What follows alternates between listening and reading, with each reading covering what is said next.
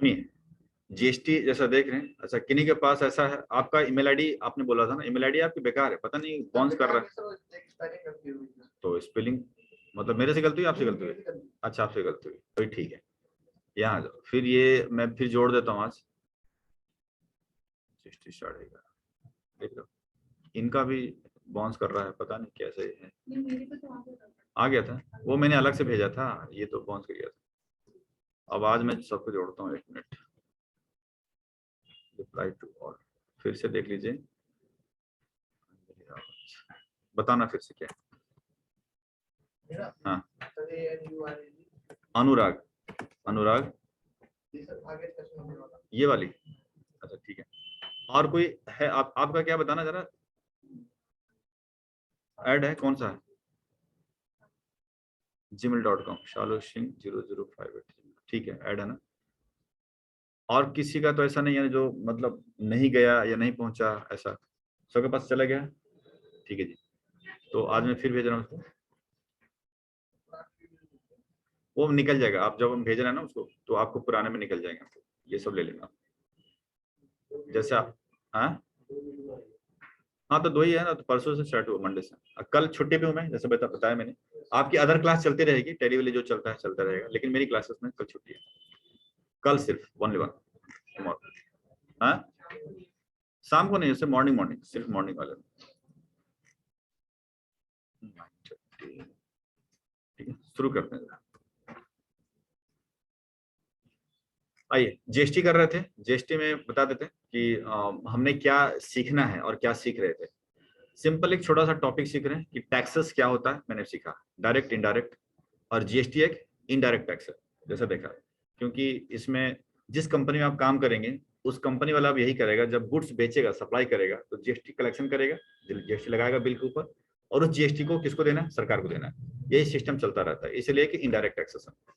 Overview GST का देख ही लिया था कि 2017 में लागू हुआ है, और 4 प्रकार के जीएसटी होते हैं, लोकल और इंटरस्टेट, यूटी जीएसटी और कॉम्पनसेशन सेस। कल हमने जीएसटी इनपुट आउटपुट की बात करी थी, तो जीएसटी इनपुट किसे कहते हैं? परचेज, परचेज के ऊपर जो जीएसटी, यानी हम जब सामान खरीदते हैं, तो सामान खरीदने पर जो जीएसटी हम देते हैं सामने वाला को, उसे इनपुट कहते हैं। और जो सामान बेचते हैं और जो कलेक्शन लेते हैं, उसे हम आउटपुट कहते हैं। यही तो है, तो GST input output. Burden of GST to consumer, यानी जीएसटी का बर्डन कंज्यूमर को पड़ता है। क्यों भैया? क्योंकि लास्ट जो टैक्स पब्लिक से जेब से जाना है, तो दुकानदार को कोई नुकसान सरकार ने दिया नहीं। बोला कि भैया तुम कलेक्शन करते हो, जीएसटी लगाते हो, अच्छी बात है, लेकिन जो तुमने पे कर रहे हो पीछे से, यानी वेंडर को दे रहे हो, वापस से मैनेज करके हमें पे करते रहो। इसलिए किसी भी दुकानदार को जीएसटी का नुकसान नहीं होता है। वो जितना कलेक्शन करता है और जितना पीछे पे करता है, वापस में घटा करके पेमेंट करनी पड़ती है। इसमें सीखने वाली बात थी कि जीएसटी एक वैल्यू एडेड टैक्स भी है, यानी मार्जिन टैक्स है, क्योंकि जो हम मार्जिन ऐड करते हैं उसी के ऊपर सरकार के पास टैक्स जाता है। तो कुछ टेक्निकली चीजें आप ध्यान रखिएगा, कुछ हो सकता है इसी में कुछ स्मार्ट क्वेश्चन पूछ बैठे इंटरव्यू के अंदर, तो जवाब आप दे दीजिएगा। ठीक, आगे बात करते हैं कॉन्सेप्ट ऑफ जीएसटी नंबर। कुछ पूछना पूछ सकते हैं, अगर लग रहा है कि कल का टॉपिक दोहराना है, रिवीजन करनी है, रिपीट करनी है, फिर से नहीं समझ में आया तो पूछिए, ऐसा कोई भी नहीं ना। तो आगे बढ़ते हैं, कॉन्सेप्ट ऑफ जीएसटी नंबर। कल हम इसके ऊपर बात कर रहे थे, ये समझना बहुत जरूरी है, समझिए। देखिए, कोई भी दुकानदार अगर है, तो वो उसमें जीएसटी लगाने के पहले उसे उसके पास जीएसटी नंबर होना चाहिए। जीएसटी नंबर है तभी तो भैया लगाएगा ना, तो उसको नंबर को कहते हैं GSTIN, goods and service tax identification number कहते हैं। ठीक, जीएसटी नंबर 15 नंबर का होता है, जैसे मैंने आपको बोला यहाँ पर कि 15 नंबर का होता है, लेकिन उसमें अल्फाबेटिक और न्यूमेरिक दोनों मिक्स होते हैं। स्टार्टिंग का 07 देख रहे हैं, ये जो 2 नंबर होते हैं वो स्टेट को प्रेजेंट करता है, देख रहे हैं, स्टेट का कोड है। बाकी बीच में जो देख रहे हैं ये रेड कलर का देख रहे हैं, ये आपका पैन कार्ड नंबर होता है। पैन कार्ड नंबर का पहचानने तरीका होता है कि पैन कार्ड में जो चौथे टेक्स्ट देख रहे हैं, अगर पी देखिएगा तो वो इंडिविजुअल है, यानी कि सिंगल मालिक का बिजनेस है, और अगर एफ देखेंगे तो पार्टनरशिप फर्म है, और सी देखेंगे तो वो कंपनी है। तो ऐसा करके इसको देखिएगा। और 1 का मतलब यहाँ पर क्या है? 1 का मतलब है कि उस स्टेट में जो पहली उस स्टेट में पहला ब्रांच खुला हुआ है। अगर 2 देखेंगे तो मतलब दूसरा ब्रांच खुला हुआ उस स्टेट में। बट अगर आप अगले अलग स्टेट में चले जाते हैं, तो सिंपल सी बात है, वहां फिर से 1 से स्टार्ट हो जाता है। और जेड एक जोनल है बाय डिफॉल्ट है, और बाकी के नंबर 3, 9, आर ये सब चेंज हो जाएगा अपने आप। तो इस तरह से आप देख रहे हैं यहाँ पर चल रहा है। ठीक, तो यहाँ तक तो बताया था मैंने कल कि जीएसटी नंबर का है। अब यहाँ पर एक मैं वैसे खेल खेलता हूँ कि पकड़ने के लिए, पूछने के लिए कि ये नंबर कहाँ का है। मैंने यहाँ पर लिखा सपोज 10 और ASDF, बताना नहीं अभी, 1 2 3 4 T3Z5, समझ आ रहा होगा? डन, चलिए पूछते हैं। हाँ जी, तैयार रहिए भाई। हाँ, पीछे, सबसे पीछे। हाँ, क्या नाम आपका? सौरभ। हाँ, ये किस स्टेट का जीएसटी नंबर है, क्या लगता है? कैसे पकड़ेंगे कि कौन सा स्टेट का, मतलब क्या देख करके आप कुछ देखोगे इसमें, क्या देख करके पकड़ना चाहेंगे कि हाँ किस स्टेट का है? हाँ, कौन सा नंबर? आगे का, आगे कितना नंबर? अच्छा 10, तो 10 नंबर मैं आपको दिखा देता हूँ, याद ना हो तो। 10 कहाँ का है? बिहार का, तो मतलब ये बिहार का नंबर है, ठीक है। तो कम से कम यार आसपास का जो है ना, कम से कम 3 तो, बिहार छोड़ो, 3 रट्टा मार लेना। 07 कहाँ का है? 07 कहाँ का है? दिल्ली का। अब जीरो देखो, तो एक्सेल अगर पढ़ाऊंगा बाद में, बट यहाँ पर देखिएगा मैजिक, ये 07 लिख रहा हूँ लेकिन नहीं आ रहा, क्योंकि 07 एक न्यूमेरिक है, और न्यूमेरिक के आगे जीरो को वैल्यू नहीं होती है, और पीछे का अरे भर भर का वैल्यू है। तो अगर मैं 70 एक और लिखूं तो ये, एक और लिखूं तो ये, एक और तो अरे बाबा ये तो बड़ा तय, लेकिन आगे कोई वैल्यू नहीं है। सोचो, ऐसा नहीं है, जो पीछे रहता है उसकी वैल्यू है।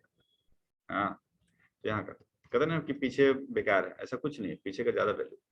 अब लिखते कैसे जरा समझे। आपको क्या करना है, न्यूमेरिक लिखना है, 07 लिखना है, तो आपको एक सिंगल डालनी कोटेशन, डबल वाला नहीं। डबल भी जानते होगे ऐसा होता है, वो नहीं, सिंगल डालना आपको कोटेशन, जो कीबोर्ड में होता है। उसके बाद जो मर्जी लिख लो, देखो आगे, बस इतना ही है, वो टेक्स्ट बन जाता है, ठीक है। तो 07 हो गया, ये हो गया दिल्ली का।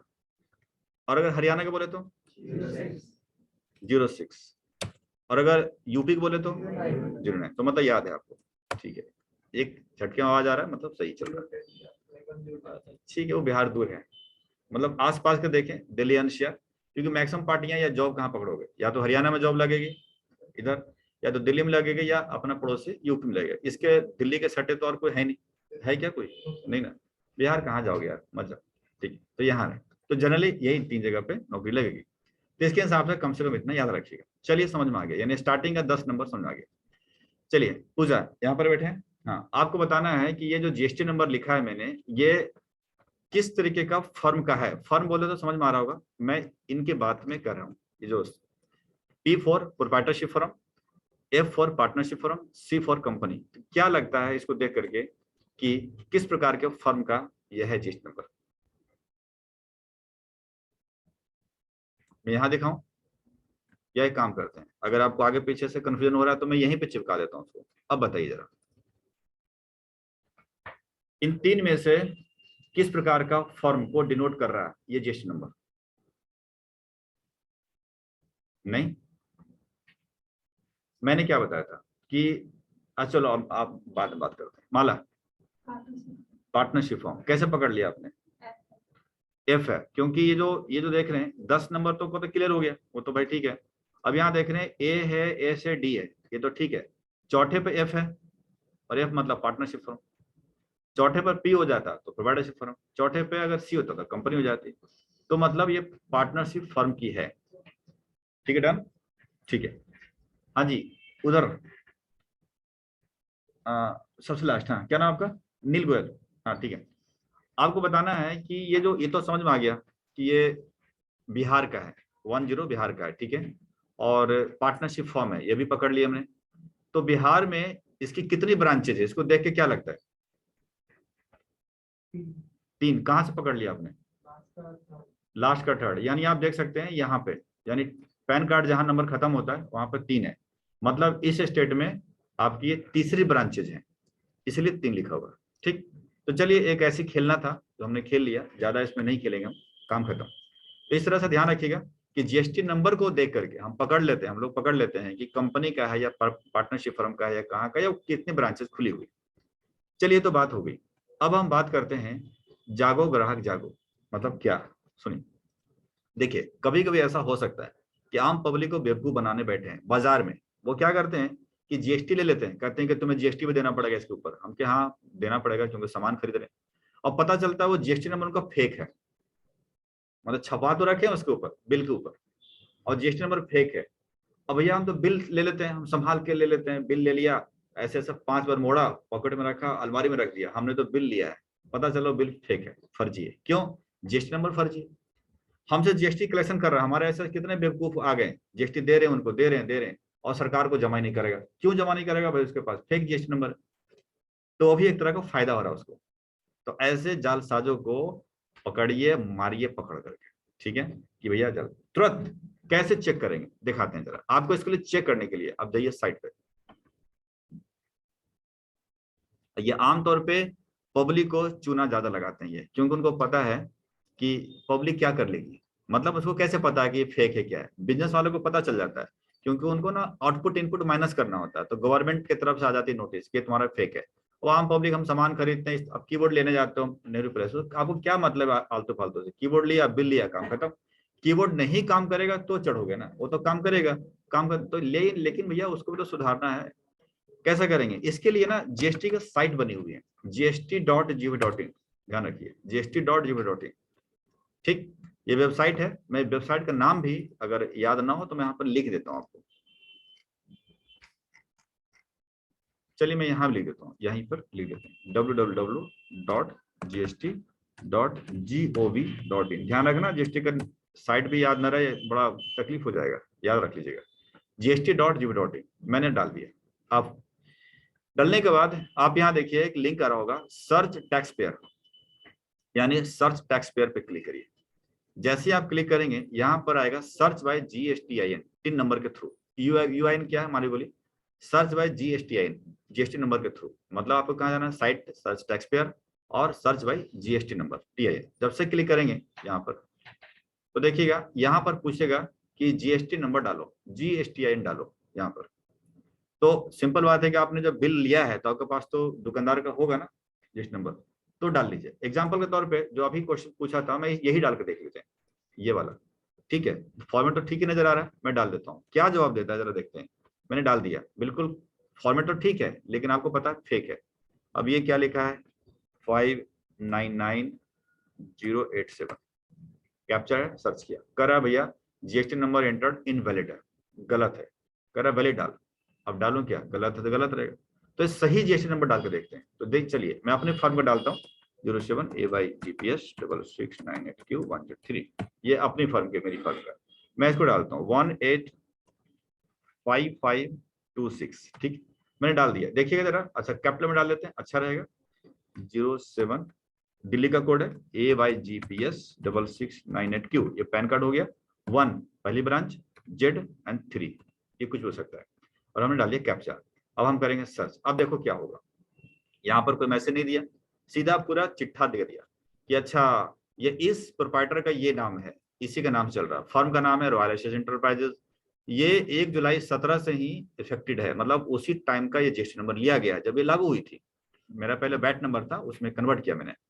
प्रोप्राइटरशिप फर्म है भैया, क्योंकि यहाँ पी देख रहे होंगे, वैसे भी देखिए पी लिखा हुआ प्रोप्राइटरशिप फर्म है। और जीएसटी नंबर कैंसिल नहीं है भैया, एक्टिव है, यानी चल रहा है। तो अगर ऐसे फर्म वाला अगर जीएसटी वसूल रहा है तो बुरा क्या है? ठीक तो है, दो उसको। और रेगुलर है, मतलब नियमित बिजनेस चल रहा है, सब ठीक है भैया। वार्ड नंबर ये है वो, इससे मतलब है नहीं आपको कुछ भी रहे। एड्रेस कहाँ का है? तो दिल्ली का है, ये भी दिख रहा है, यही बदरपुर का देख रहे हैं यहाँ पर। कह रहा है कि आधार से ऑथेंटिकेशन है, नो, उससे खुद फर्क नहीं पड़ता ज्यादा। अब यहाँ आइएगा, आने के बाद nature of business, retail, wholesale सब आ रहा है। कौन कौन सा आइटम में डील करते हैं वो भी यहाँ पर दिख रहा है। फिर नीचे आते हैं, सो फाइलिंग टेबल, मतलब मैंने सरकार की रिटर्न फाइलिंग सीखेंगे बाद में कि कब कब जाता है। तो देखिएगा कि 2021-22 में अपडेटेड हो, सब कुछ है। 14 अक्टूबर 2021 तक अपडेटेड है, यानी इसमें कोई कमी नहीं है, सब कुछ अपडेटेड है। खैर इतना अंदर जाने की कोई जरूरत आपको नहीं है, आप बस इतना ही देख लीजिएगा कि ये जीएसटी नंबर एक्टिव है या नहीं है। अगर एक्टिव नहीं है, कैंसिल्ड है, तो मत दो जीएसटी उसको। सिंपल, मोबाइल पर तो खुल ही जाएंगे, फटाफट फटाफट चेक कर लीजिए। कैंसिल, अरे भैया माल नीचे तुम्हारे से, मैं तो पुलिस बुला लूंगा, ऊपर से कॉल भी कर दो, डरेगा कैसे, है ना। अब दिखाते हैं कुछ जीएसटी नंबर ऐसा जो एक्टिव नहीं है, कैंसिल है, तो क्या करेंगे जरा देखते हैं। आपको इसी पे जो आपको फाइल भेजी होगी इसी के ऊपर मैं अपने कुछ पार्टियों का जीएसटी नंबर भी लिस्ट आपको दे चुका हूँ, शीट नंबर 7 पे मिल जाएंगे, कुछ जीएसटी नंबर है। जैसे देख रहे हैं, मैं टॉप से ले लेते हैं, 09 से ले लेते हैं, क्या पता कैंसिल है कि नहीं, लेकिन टेस्टिंग करता हूं मैं ऊपर से। इसको लेकर हम पेस्ट कर लेते हैं, कंट्रोल V और एक कैप्चा डाल देते हैं, ये होगा 1780 और ये क्या है 94, ठीक, एंटर कर लेते हैं। ये एक्टिव है, ये एक्टिव है, इस पर उंगली नहीं उठाएंगे। चलिए कुछ और देखते हैं जरा, इसको देख लेते हैं। रैंडमली चेक कर रहा हूँ, मुझे भी नहीं पता है कि किस पार्टी का कैंसिल हुआ भी है कि नहीं हुआ है। ये है 29, 25, 72। ओ, कैंसिल शिवमोटो। शिवमोटो का मतलब है कि सरकार ने उसको कैंसिल कर दिया, ठीक है। अदरवाइज शिवमोटो का मतलब है कि सरकार ने उसको कैंसिल कर दिया है, डिफॉल्टर बन गया होगा, रिटर्न फाइलिंग नहीं करी होगी, टैक्स ड्यू होगा, कुछ भी हुआ होगा, लेकिन कैंसिल कर दिया। कैंसिल अगर सेल्फ लिखा हुआ यानी वॉलंटरी लिखा हुआ स्वेच्छा से, मतलब मैंने करवाया होगा कैंसिल, तो कुछ भी लिखे रहे हमें फर्क नहीं पड़ता। कैंसिल्ड लिखा हुआ है ना, मतलब कैंसिल है। अब ऐसे जीएसटी नंबर जिंदा तो दिख रहा है, बड़ो काहे का जिंदा, वो तो मर गया वैसे। तो कब से, 1 सितंबर 2017 से मर गए ये लोग। अब ऐसे अगर कंपनियां मार्केट में बैठी हुई है, दुकानदार बैठा हुआ प्रोप्राइटरशिप फर्म है, और वो जीएसटी वसूल रहा है, जीएसटी नंबर डाल डाल के बिल के ऊपर, तो सोचो ये तो गलत कर रहा है, सिंपल सी बात है, सरासर गलत कर रहा है। क्योंकि उसके पास जेब में जा रहा है आपकी तरफ से, एक तो सामान की इनकम उसका अलग हो रही है, ऊपर से जीएसटी ले रहा है वो अलग हो रहा है, और आपको पता भी नहीं चल रहा। ऐसे धोखाधड़ी बाजार में खूब है, इसलिए जागो ग्राहक जागो, बिल्कुल नहीं देना, बराबर।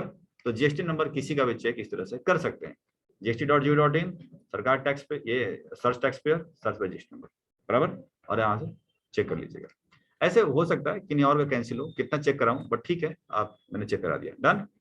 चलिए, अब इसके अलावा यहाँ कुछ भी नहीं है, जीएसटी नंबर अभी एबीसीडी पढ़ने के लिए इतना ही है। अब मन में अगर ये लग रहा होगा कि सर जीएसटी नंबर लेते कैसे हैं, तो मन की भावना समझते हैं, लेकिन वो लेवल नंबर 2 में सीखेंगे, यहाँ हम नहीं सीखेंगे। यहाँ हम जैसे बेसिक बेसिक सिखा रहे हैं कि जीएसटी नंबर क्या होता है, थोड़ा सा ओवरव्यू वगैरह, ठीक है। तो ये हमने दिखा, यहाँ नीचे भी लिखा हमने type of firm, proprietorship firm किसे कहते हैं, और पार्टनरशिप फर्म क्या होता है, कंपनी क्या होता है, ऐसा करके हमने दिखा है।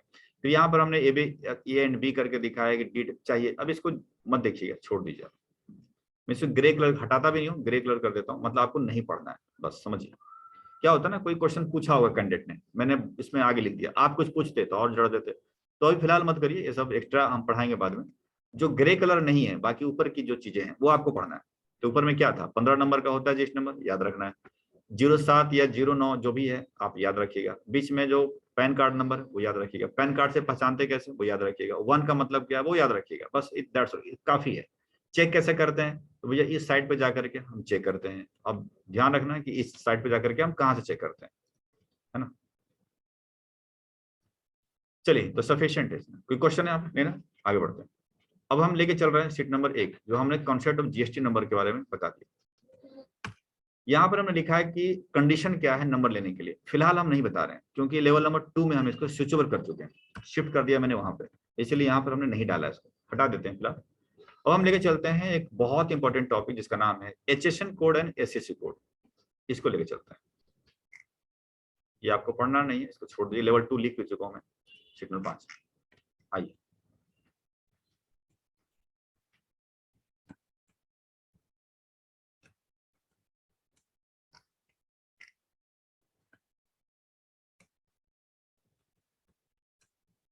देखिए मैं कुछ कलर ग्रे कर रहा हूँ, इसको आपको नहीं पढ़ना है, ये रूल पुराना हो गया, बहुत ज्यादा पुराना हो गया रूल, 31 मार्च तक था, हटा देते हैं। बाकी जो व्हाइट कलर का सिर्फ उसको पढ़ना है। शुरू करते हैं जरा, सुनिए। टॉपिक है उठाया मैंने HSN code, HSN code and SSC code के बारे में किया है। देखिए क्या होता है, मैं कुछ आइटम का नाम लेता हूँ, ठीक है। जनरली हम आइटम का नाम लेते हैं जो आप रूबरू होंगे, उसके अलग अलग जगहों से भी आप लोग आए होंगे। लौकी जानते हो, लौकी, अच्छा, क्या होता है, घिया होता है, अच्छा। तो एक ही लौकी बोला तो घिया क्यों बोल दिया, क्योंकि वेजिटेबल है, लेकिन लौकी को कुछ लोग पुकार रहे हैं लौकी, कुछ पुकारते हैं घिया, और शायद कुछ पुकारते हैं कद्दू। लेकिन अब जैसे कद्दू बोलेंगे, अब बोलो नहीं नहीं नहीं वो तो अलग होता है, अगर बिहार से बिलोंग करते हो तो उसी को बोलते हैं, बता देते कुछ प्लेस पे उसी को बोलते हैं। तो बड़ा कंफ्यूजन है। अब मान के चलिए जो लोग लौकी को कद्दू नहीं मान रहे, सबको बहुत सारे नहीं मान रहे होंगे यहाँ पर, जो दिल्ली वाले हैं या दिल्ली आंसर वाले, तो कहेगा नहीं नहीं वो तो पेठा को बोलते हैं, बोलोगे पेठा को। और हम लोग मतलब समझ रहे हैं। अब सोचिए सोचिए अगर मैं एक सब्जी वेंडर हूँ और बिहार से आया हूँ, मुझे तो यही पता है भैया कि तुम मांगोगे मान चलो कि कद्दू, तो हम तो लौकी थमा देंगे, हाँ साहब ये लीजिए ना लौकी, ये लीजिए आपने मांगा, अरे ये क्या थमा दिया यार, समझ रहे हो, ये क्या थमा दिया, थोड़ा ना मांगा था मैंने। तो जब अब लोकल में गड़बड़ हो सकता है, तो सोचिए यहां से चेन्नई जब जाएगा माल, तो वहां तो कुछ और पुकारेगा। अहमदाबाद जाएगा तो उसी लौकी का पता नहीं क्या नाम होगा, पता नहीं भगवान जाने, ये तो आसपास के इलाके में 1000 मीटर किलोमीटर में ये हालत है। तो मालूम है मुंबई में आलू को क्या बोलते हैं, बड़ा शायद बोलते हैं ऐसे कुछ। और प्याज, प्याज को अनियन को इंग्लिश में अनियन तो खैर हर जगह, कांदा, दो मूवी देखा होगा वो वाला, हाँ कांदा ले ले, है ना, हाँ कौन सा था, वेलकम वाला, तो कितना अच्छा याद है मूवी का, इसके भी टेस्ट होगा। और वैसे ही वेलकम वाला याद होना चाहिए बिल्कुल सेम टू सेम, समझ रहे ना। तो बिल्कुल याददाश्त आपकी सही है, उसी तरीके से इसको याद करिए। तो अब समझते हैं। तो देख रहे हैं आप कि हम लोग तो यहाँ नहीं बोलते कांदा और बड़ा, अब वो कोई बोलता भी नहीं है, और बोलेगा तो समझेगा भी नहीं, समझ रहे। उसी तरीके से पूरी इंडिया के अंदर एक आइटम पे हजारों नाम बना दिए लोगों ने, और अगर इनवाइस के ऊपर कोई कांदा बड़ा ऐसा करके आलू प्याज बेचेगा, तो जहां जाएगा उसको भी दिक्कत। और सोचो कि इंटरनेशनल लेवल पे इंडिया से बाहर अगर माल जा रहा है, अमेरिका जा रहा है, ऑस्ट्रेलिया जा रहा है, तो उसको तो और बड़ा गड़बड़ है, ये क्या भेज दिया, और लौकी हुआ, व्हाट इज लौकी, कद्दू, है ना। तो इंटरनेशनल लेवल पे जो व्यापार चल रहा है उसमें सरकार ने एक रूल बनाया कि हर एक आइटम का एक कोड दे दिया, कोड। अब चाहे तुम उस कोड में एक डाल दिया फोटो, कि ये कोड जो है लौकी का फोटो, तो पूरे इंटरनेशनल लेवल पे चेंज नहीं होगा, चाहे तुम चेन्नई चले जाओ फोटो तो वही रहना, या आलू का फोटो वही रहेगा, प्याज का फोटो वही रहेगा, तो नाम जो पुकार लो। तो मतलब ये code photo, code photo description उसकी, तो डिस्क्रिप्शन के साथ और फोटो, तो उससे क्या होगा, अब कंफ्यूजन नहीं है। अब ऐसा और समझते हैं बात को, कि मान के चलिए कि यहाँ पर दो लोग ऐसे हैं जिनका नाम रोहित है, एक का रोहित नाम है, तो रोहित क्या एक लौता थोड़ी है, वही आपने लिखवा लिया रोहित आप ही का होगा, दूसरा क्या हो सकता है। और स्टूडेंट हमारे पास रोहित 3 हो गए और इसमें बैठे हुए हैं, मैंने कहा रोहित, तीनों खड़ा कर, हाँ सर ऐसा हो सकता है, क्योंकि आपको क्या पता कि मैं किसको पुकार रहा हूँ, ठीक। लेकिन मैं अगर कोड आपको जैसे दिया है, सीए कोड दे दिया है आपको, तो मैं कहूँ सीओ 555, सीए 500, तो आपको अगर कोड याद है तो एक ही बंदा उठाएगा, भले है रोहित, लेकिन एक कोड ऐसा चीज होती है जिसके कारण हर किसी को आइडेंटिफिकेट, मतलब यूनिट बनाता है, यूनिक बनाता है कि आप अकेलौता हो और आप इकलौता ही रहोगे। तो उसी तरीके से हर आइटम का इकलौता बनाने के लिए कि वही सामने निकले, सरकार ने हर एक आइटम का कोड बना दिया, उस कोड को बोलते हैं एचएसएन कोड, जो कि नेशनल और इंटरनेशनल माल, वो माल जैसे आलू या प्याज जो भी हम नाम ले रहे हैं, या लौकी कद्दू जो भी कहो, अगर वो इंडिया या दुनिया में किसी भी कोने में जाएगा, तो इनवाइसेस के ऊपर जो बिल बनता है उसके ऊपर आप आइटम का नाम अपनी मर्जी से इंग्लिश में लिखिए, हिंदी में लिखिए, आपको जो मातृभाषा जो भी है मराठी लिखिए, लेकिन भैया कोड डालना जरूरी है, बिना कोड का माल बाजार में नहीं जाएगा, नहीं तो इनवैलिड, क्योंकि कंफ्यूजन हो रहा है बाजार में। तो बाजार में उस कंफ्यूजन को पैदा होने के लिए, बचाने के लिए सरकार ने इस कोड का इस्तेमाल व्यापारियों के ऊपर थोप दिया कि अगर आप माल बेचते हो तो इनवाइसेस जो बनेंगे, बिल बनेंगे, आइटम के नाम के साथ आपको ये कोड डालना कंपलसरी है, जिसे कहते हैं एचएसएन कोड। अब क्लियर होगा, अब समझते हैं। एचएसएन शब्द याद करना तो आसान है, बट इसका फुल फॉर्म याद करना थोड़ा टेढ़ा काम है। H for harmonised, S for system, of, O का इसमें कुछ नहीं है, और N for nomenclature, H for harmonized, S for system, N for nomenclature. Harmonise system nomenclature याद रहेगा? नहीं याद रहेगा? क्यों नहीं? इंग्लिश की मूवी देख तो इंग्लिश का तो टाइटल याद रहता है। अच्छा नहीं याद है यार, ये क्यों नहीं? जब मेन चीज हम कह रहे हैं कि भैया इनवाइस के ऊपर जीएसटी डालने के लिए कोड डालना जरूरी है, और आप किसी कंपनी में काम करेंगे, हर कंपनी का तो काम यही है, कुछ ना कुछ तो बेच ही रही है ना, तो बेच रही है तो उसको जरूरत पड़े अकाउंटेंट की, आपको रख रहा है, तो इसके याद किए बिना काम नहीं चलेगा। तो क्या होगा? Harmonise system of nomenclature. ठीक है, आपको याद रखना। ठीक, वो आपकी जिम्मेदारी होगी। तो एचएसएन कोड का full form harmonise system of nomenclature. ये क्या होता है? This system has been introduced for the systematic classification of goods all over the world.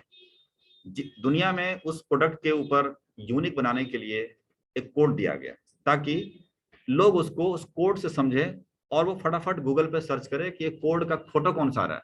अच्छा कद्दू, अच्छा ठीक यही है, यही तो मंगाया था मैंने। अच्छा ये प्याज, अच्छा यही तो है। तो अपने हिसाब से सोचे, कोड ढूंढिएगा आपके सामने आ जाएगा। लेकिन ये कोड होते कितने नंबर का? ये होते हैं 8 नंबर का। जैसे एग्जांपल के तौर पे मैं कोड ढूंढ के देखते हैं, यहाँ पर चलते हैं और यहाँ पर आते हैं और मैं ढूंढता हूँ एक कंप्यूटर का, देख लेते हैं। सब जानते हैं कंप्यूटर के बारे में, कंप्यूटर एचएसएन कोड, आप या एचएसएन कोड ऑफ कंप्यूटर एक ही बात, ढूंढिएगा। चलिए कंप्यूटर एचएसएन कोड, स्टार्टिंग का 4 आया, लेकिन आप वो ढूंढिए स्टार्टिंग का जो 8 देखे। HS code for laptop computer, हो सकता है इसके अंदर मिल जाए, ये 4 निकल रहा है। और देखते हैं 8 वाला ढूंढते हैं, कहीं ना कहीं मिलेगा, नहीं तो इसको फिर घुमा के लिखेंगे। ओहो मिल गया, देखिए मिल गया। देखिए पर्सनल कंप्यूटर जो हम इस्तेमाल करते हैं, लैपटॉप, आमटॉप, डेस्कटॉप जिसको बोलते हैं, इसके ऊपर कितना कोड चल रहा है? 84713010, 2, 4, 6 और 8। यानी हर एक आइटम का 8 कोड बनाई गई है, 8 से ज्यादा कोड नहीं है। लेकिन इनवाइसेस के ऊपर इस 8 कोड का लिखना अनिवार्य नहीं बनाया, बोला कि जरूरी नहीं है कि 8 कोड आप डाल दो।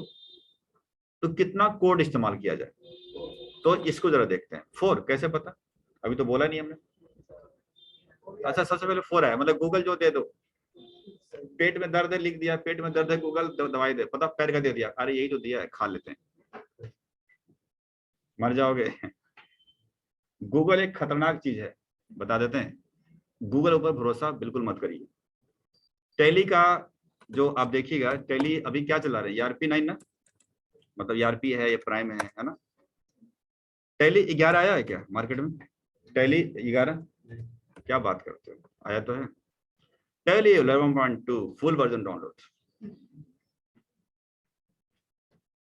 कर लो, वायरस आ जाएगा सिस्टम में, समझ रहे हैं? कुछ भी 110, 20, 45, 1125 भी है, 1111 टैली फ्रॉम लैपटॉप, कुछ भी आ सकता है। 13 ले लीजिए, अच्छा 13 भी होगा, अच्छा 13 कुछ और मिल जाएगा, मतलब 11 तो मिल ही रहा है। टैली 10 भी आ रहा है, लो टैली 10 डाउनलोड कर लो, जो कि है नहीं। टैली 19 भी है, 12 भी है, हो जाएगा ना फिर। अरे क्या होता है टैली, समझिए गूगल क्या है, एक बात को समझिए। गूगल एक सर्च इंजन है। अगर हम कुछ भी लिखते हैं ना, अगर अपने कंप्यूटर के अंदर बकवास लिख रहे हैं, कुछ किसी के साथ चैट कर रहे हैं हम ऐसी फालतू का, डेले तो टैली 11 12, वो गूगल पढ़ता रहता है, अच्छा तो टैली 12 लिखा, हमें भी समझ में आ गया, उसकी मेमोरी में घुस जाता है। और जब भी आप कभी भी इन फ्यूचर में कोई सर्च करेगा तो टैली 11 तो वो दे देगा कि हाँ उसने लिखा था, ये नहीं लिखा किसने लिखा था, हाँ लिखा तो था कभी, ले 12, जबकि है नहीं। इसलिए बहुत खतरनाक चीज है, आपको जानकारी है तभी उसी को इस्तेमाल करिए, नहीं तो भैया खतरे में पड़ जाएंगे। ठीक, तो उसी तरीके से खतरा वाला ये बात है कि 4 कोड इस्तेमाल नहीं होता है। 6, 4, 2, 8 समझते हैं कितना इस्तेमाल होता है, इसको भी समझते हैं।